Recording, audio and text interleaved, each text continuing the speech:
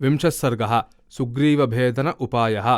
ततो निविष्टान्ध्वजिनीं सुग्रीवेणाभिपालितां ददर्श रक्षोऽसोऽभ्येत्य शार्दूलो नाम वीर्यवान्। चारो राक्षसराजस्य रावणस्य दुरात्मनः तान् दृष्ट्वा सर्वमव्यग्रं प्रतिगम्य स राक्षसः प्रविश्य लङ्कां वेगेन रावणं वाक्यमब्रवीत्। एष वानररक्षौघो लङ्कां समभिवर्तते अगाधश्च प्रमेयश्च द्वितीय इव सागरः। पुत्रौ दशरथस्येमौ भ्रातरौ रामलक्ष्मणौ उत्तमा युद्धसन्नौ सीतायाः पदमागतौ। एतौ सागरमासाद्य सन्निविष्टौ महाद्युति बलमाकाशमावृत्य सर्वतो दशयोजनं। तत्त्वभूतं महाराज क्षिप्रं वेदितुमर्हसि तव दूता महाराज क्षिप्रमर्हन्त्यवेक्षितुम्। उपप्रदानं सान्त्वं वा भेदो वात्र प्रयुज्यतां। शार्दूलस्य वचः श्रुत्वा रावणो राक्षसेश्वरः उवाच सहसा व्यग्रः सम्प्रधार्यार्थमात्मनः। शुक्रन्नाम तदा रक्षो वाक्यमर्थविदां वरं सुग्रीवं ब्रूहि गत्वा त्वं राजानं वचनान् मम। यथा सन्देशमक्लीबं श्लक्ष्णया परया गिरा त्वं वै महाराजकुलप्रसूतो महाबलचक्षरजः सुतश्च। न कश्चिदर्थस्तव नास्यनर्थस्तथा हिमे भातृसमो हरीश। अहं यद्यहरं भार्यां राजपुत्रस्य धीमतः किन्तत्र तव सुग्रीव किष्किन्धां प्रतिगम्यतां। न हीयं हरिभिर्लङ्का शक्या प्राप्तुं कथञ्चन देवैरपि स गन्धर्वैः किं पुनर्नरवानरैः। स तथा राक्षसेन्द्रेण सन्दिष्टो रजनीचरः शुको विहङ्गमो भूत्वा तूर्णमाप्लुत्य चाम्बरं। स गत्वा दूरमध्वानमुपर्युपरिसागरं संस्थितो ह्यम्बरे वाक्यं सुग्रीवमिदमब्रवीत्। सर्वमुक्तं यथादिष्टं रावणेन दुरात्मना तं प्रापयन्तं वचनं तूर्णमाप्लुत्य वानराः प्रापद्यन्त दिवं क्षिप्रं लोप्तुं हन्तुं च मुष्टिभिः। सतैः प्लवङ्गैः प्रसभं निगृहीतो निशाचरः गगनाद्भूतले चाशु परिगृह्य निपातितः। वानरैः पीड्यमानस्तु शुको वचनमब्रवीत् न दूतान् घ्नन्ति काकुत्स्थ वार्यन्तां साधुवानराः। यस्तु हित्वा मतं भर्तुः स्वमन्तं सम्प्रभाषते अनुक्तवादी दूतः संसदूतो वधमर्हति।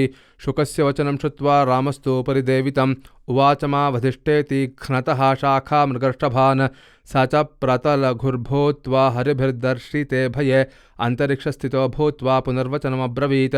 सुग्रीव सत्त्वसम्पन्न महाबलपराक्रम किं मया खलु वक्तव्यो रावणो लोकरावणः। स एव मुक्तः प्लवगाधिपतस्तथा प्लवङ्गमाना मृषभो महाबलः। उवाच वाक्यं रजनीचरस्य चारं शुकं दीनमदीनसत्त्वः। न मेऽसि मित्रं न तथानुकम्प्यो न चोपकर्तासि न मे प्रियोऽसि। अरिष्टरामस्य सहानुबन्धः समेऽसि वालीव वधार्हवध्यः।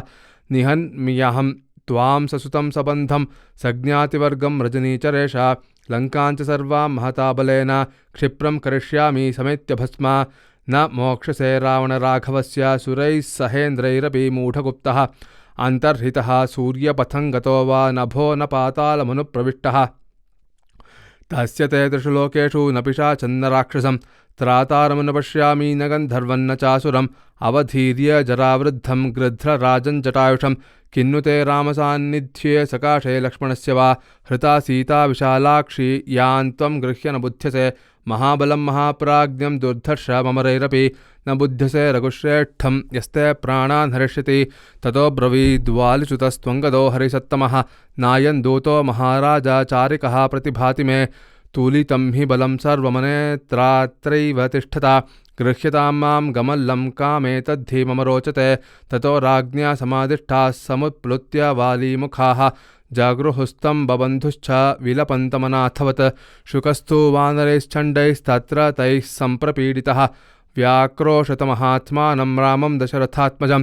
लुप्येते मे बलात् पक्षो भिद्येते च तथाक्षिणि याञ्च रात्रिं मरिष्यामि जाये रात्रिं च यामहम्।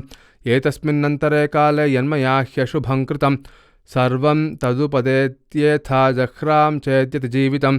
नाघातयत्तदा रामः श्रुत्वा तत्परिदेवनं वानराणाम् अब्रवीद्रामो मुच्यतान् दूत आगतः। इत्यार्षे श्रीमद्रामायणे वाल्मीकिये आदिकाव्ये चतुर्विंशतिसहस्रिकायां संहितायां युद्धकाण्डे सुग्रीवभेदन उपायो नाम 20 सर्गः। जानकीकान्तस्मरणं जय जय राम राम।